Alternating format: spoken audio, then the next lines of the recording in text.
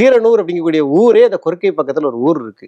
இதை வச்சு பார்க்கும்போது இடைச்சங்கம் அப்படிங்கிறது வந்து இந்த சிவகலை, கொற்கை, ஆதிச்சநல்லூர்னு சொல்லக்கூடிய பொருநெல்வேலி நாகரிகம். கடைச்சங்கம் அப்படிங்கிறது வந்து இது ஆக நம்மளுடைய பெருமை. அதாவது சொல்லப்போனா 3 கண்கள் மாதிரி நமக்கு முதல் சங்கம், இடைச்சங்கம், கடைச்சங்கம் 3 இருக்கு. 3மே பெருமை தான். 3ம் பெருமை இருக்கும்போது கீழடியை எந்த அளவுக்கு இன்றைக்கு நம்ம எல்லாரும் உயர்த்தி காட்டுறோமோ, ஊடகங்களா இருந்தாலும் சரி, அரசியல்வாதிகளா இருந்தாலும் சரி, ஆர்வலர்களா இருந்தாலும் சரி, கீழடி எந்த அளவுக்கு நீங்க பேசுறீங்களோ அதே மாதிரி ஆதிச்சநல்லூரையும் நீங்க பேசணும். ஏன்னா ஆதிச்சநல்லூர் அப்படின்னா கீழடிக்கு தாய்மடி ஆதிச்சநல்லூர். ஆதிச்சநல்லூர் கீழடிக்கு தாய்மடி ஆதிச்சநல்லூர்.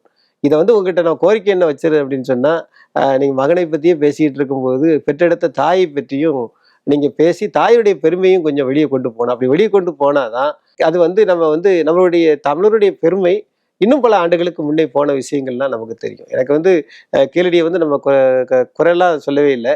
கீழடியை வந்து நம்ம இன்னும் ரொம்ப சந்தோஷப்படுறோம். அதே மாதிரி ஆதிச்சநல்லூரையும் நீங்க எல்லாம் கொண்டு போகணும் அப்படிங்கிறத என்னுடைய கோரிக்கை.